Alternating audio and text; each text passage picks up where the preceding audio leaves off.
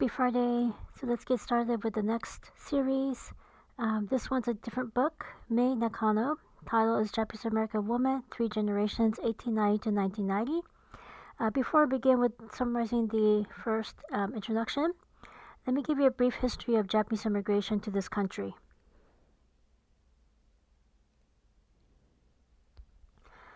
In 1806, a cargo ship was supposed to travel from Hiroshima, central Japan, to Edo, modern-day Tokyo. It was an ill-fated voyage because they were caught by a snowstorm that blew eastward.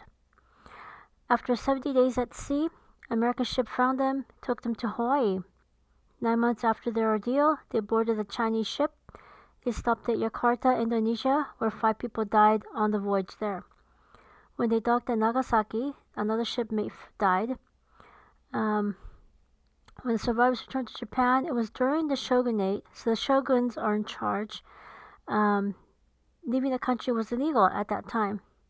So when they returned to Japan, one chose to end his life to restore his family's name, and the last survivor passed away 6 months later.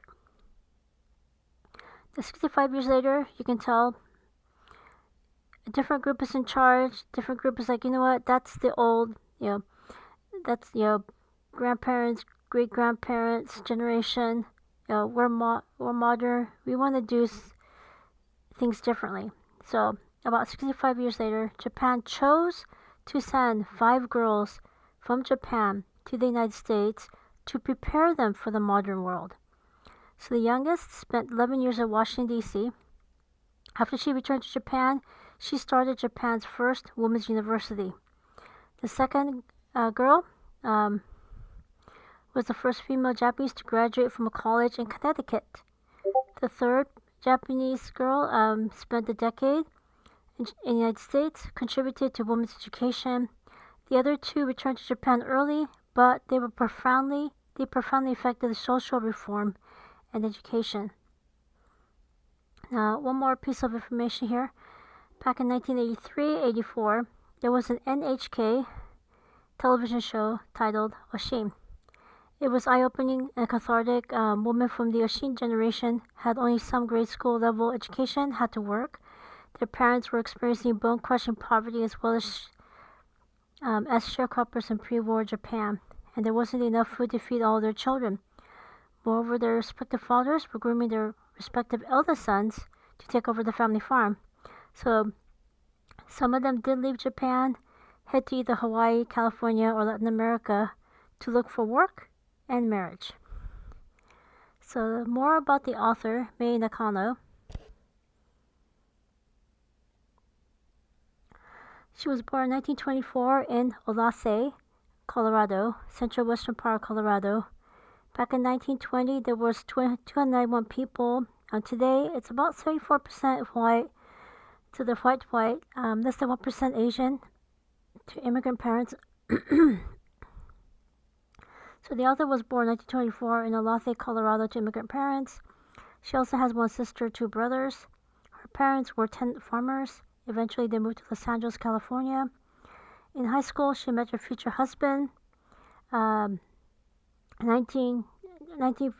look at the timeline. December 1941, Japan bombed Pearl Harbor. In 1942, they got married in a military prison in Amache, central eastern part of Colorado in Prowers County. Her husband is a war veteran. After the war, they returned to California. They went to having 3 children, grandchildren, great-grandchildren. 1970, at age 46.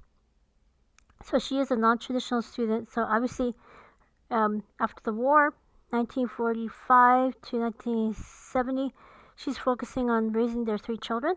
So 1970, at age 46, she graduated from San Francisco State University in Language and Literature. And then from California State East Bay, that's another university, she earned her master's degree.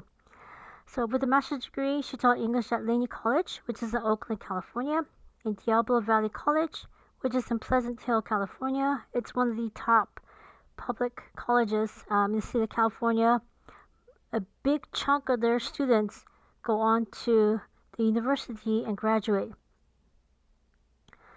So Mei Nakano lectured about Japanese American women.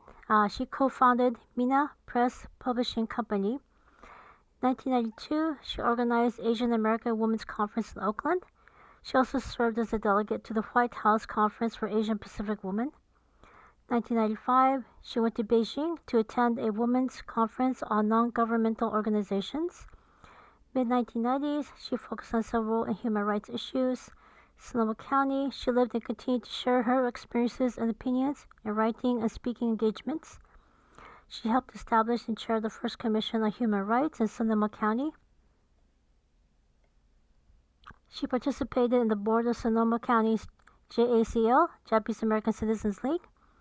She was active in the Peace and Justice Center as well as the Peace Crane Project, both in Sonoma County. She was recognized and honored for her activism and achievements. Sadly, 2016, her husband passed away, and a year later, she passed away.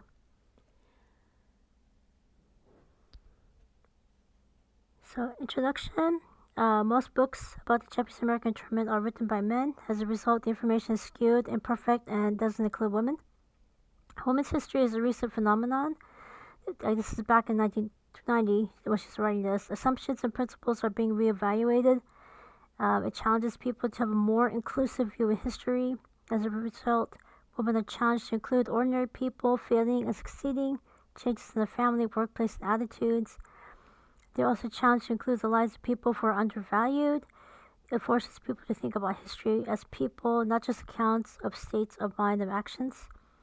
To understand a particular group, you have to listen to what they have to say about their group. This book is about a group of people that have not been represented. Japanese American women. They have been invisible for 100 years. Japanese American generations is divided into 3 groups as of the book's publication. Issei, the immigrant generation. Nisei, first generation born in the United States. And Sansei, their children. So 1890, the first group of immigrants come from Japan. 1915, the first group of female immigrants come from Japan. So we can see 25 years later, female immigrants arrived, mostly picture brides. They were sent to the United States to marry men who were already in the States. Now, 1920, the United States closes the border to any more immigration from Asia. The recent picture brides left Japan to carry out the wishes of the parents, their last hope of marriage, adventure this country offered, and dreams of an idyllic and romantic frontier life. Obviously, when they come over here, most are disappointed, but they committed. They made a promise. They stayed. They never felt at home in their adopted country. They sacrificed everything for their foreign-born children. And they were shielded from blatant racism because they stayed inside their own community. They kept their cultural values, and they're able to find meaning in their lives.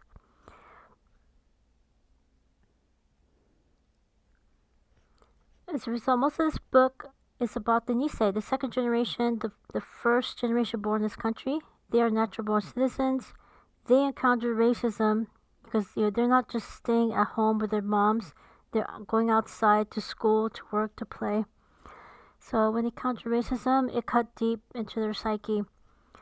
She has to function in the outside world, which makes them vulnerable. Now, growing up in a military prison told her exactly how society saw her. She learned the hard way that challenging the government is not an option. She felt sexism both from the outside world and her own traditional family. Since she was born in this country, she expected her husband to do more. The Sansei, born mostly between 1940 and 1960, speak only English. They enjoy options. Half of them marry non-Japanese. Some cohabit with their live-in boyfriend.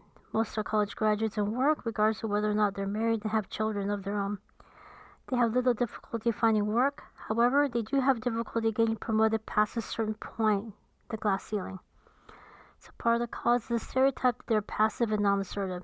They may think it may act many of Japan's cultural values, family, obligation, responsibility, and a few of them are now recording their experiences in literature, drama, and films. So just to clarify, I know up there it says 1920, United States stopped immigrants from Japan, but after the Second World War, the United States government did lift their ban. So 25 years later, they lifted the ban against immigrants from Asia. As a result, a new wave of immigrants left Japan, came to the United States. A significant number of them are war brides married to American servicemen. This book does not talk about them. However, they have created a post-war generation of Japanese immigrants and their foreign-born children. Since they weren't in the United States during the war, they're not considered Japanese American since they don't share a history of discrimination and institutionalized racism. So, next couple of days, I will talk about Chapter 1, questions, comments, constructive criticisms. Ask for clarification. Let me know, and I shall see you next time. Take care. See ya.